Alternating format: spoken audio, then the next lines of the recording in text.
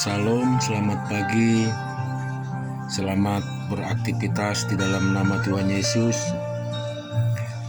Biarlah pagi hari ini kita merenungkan kebenaran firman Tuhan, terambil dari Ulangan 14 ayat 22.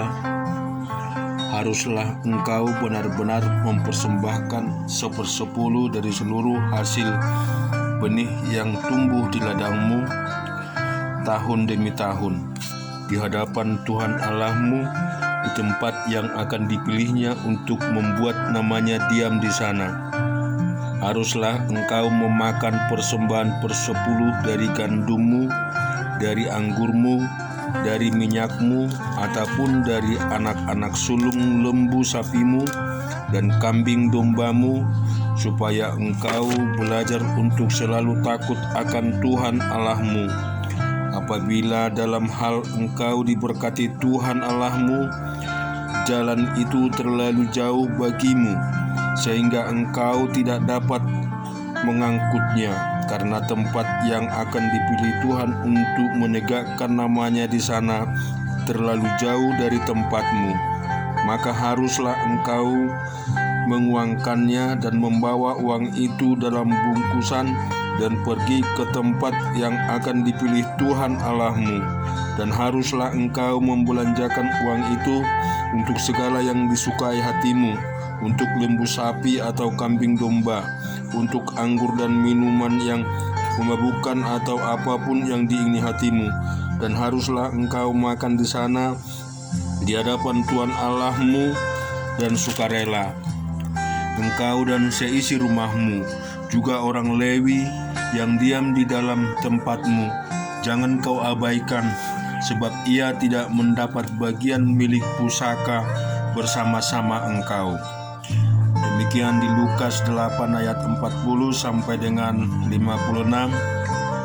Ketika Yesus kembali, orang banyak menyambut dia, sebab mereka semua menanti-nantikan dia. Maka datanglah yang bernama Yairus. Ia adalah kepala rumah ibadat. Sambil tersungkur di depan kaki Yesus, ia memohon kepadanya supaya Yesus datang ke rumahnya, karena anaknya perempuan yang satu-satunya, yang berumur kira-kira 12 tahun, hampir mati. Dalam perjalanannya ke situ, Yesus didesak-desak orang banyak. Adalah seorang perempuan yang sudah 12 tahun menderita pendarahan dan yang tidak berhasil disembuhkan oleh siapapun. Ia maju mendekati Yesus dari belakang dan menjamah jubah-jubahnya, dan seketika itu juga berhentilah pendarahannya. Lalu kata Yesus, "Siapa yang menjamah aku?"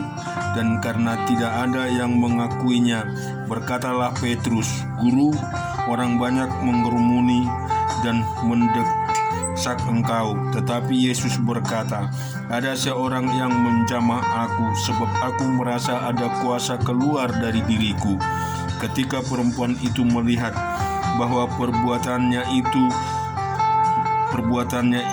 ketakutan, ia datang dengan gemetar, tersungkur di depannya dan menceritakan kepada orang banyak apa sebabnya ia menjamah dia, dan membawa ia seketika itu juga menjadi sembuh.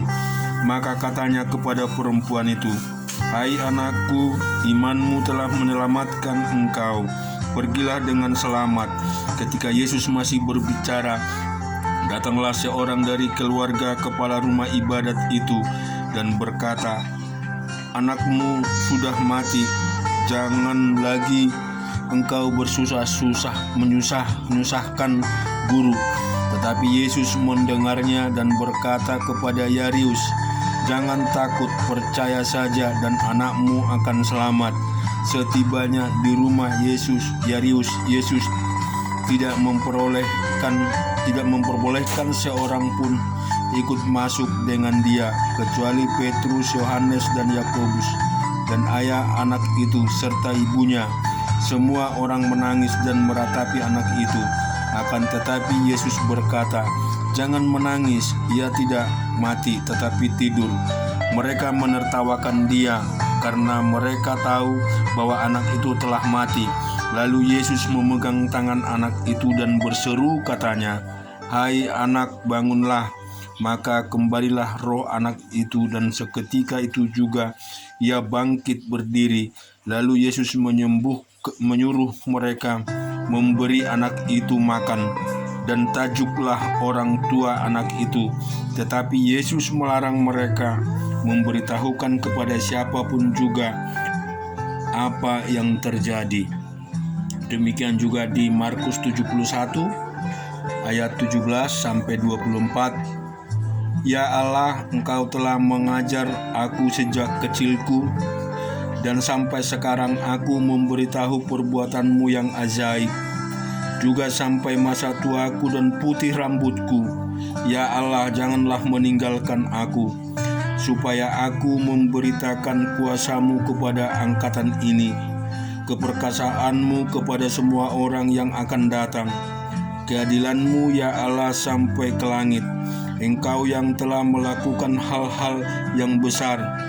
Ya Allah, siapakah seperti Engkau?